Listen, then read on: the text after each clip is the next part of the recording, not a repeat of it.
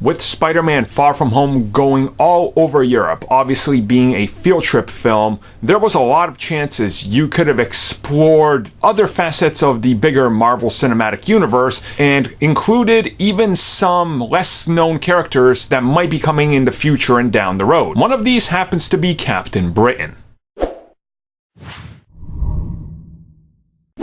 Now, early on, when they officially announced what Far From Home was going to be about, and the whole field trip thing and everything, automatically people started jumping to the idea that they could introduce other characters. One of these being Captain Britain, as there was actually development happening behind the scenes at Marvel towards something Captain Britain, either a TV series or a film that never really, I guess, fully materialized is the best way to put it. So going into Far From Home, obviously them going to London, this was a huge factor. And as it turns out, John Watts, the guy that directed Spider-Man Far From Home and Homecoming, actually weighs in on this when he was directly asked about it. And he said they did consider it at one point. But ultimately, as the story kept shaping up and being what it was and ended up being what it is, with Spider-Man kind of being on his own and having Mysterio be this father figure, and then obviously the Avengers and the conclusion to what happens to the Avengers in Endgame, it just didn't feel right. And at the same time, when they got there, it felt like they would have had to shoehorn it in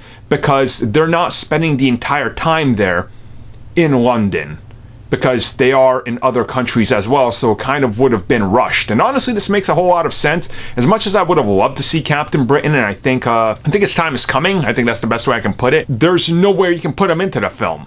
Like, it's just not enough time. And yeah, you could have done, I guess, what they did in Civil War and be like, okay, here's a little scene, you get to know the character, and then he joins in the battle like Spider-Man and Black Panther did. But then that wouldn't service the story of Peter Parker growing as his own character. So ultimately, I think they made the right decision here, and hopefully we can get Captain Britain somewhere down the road. So I guess we'll see how it turns out.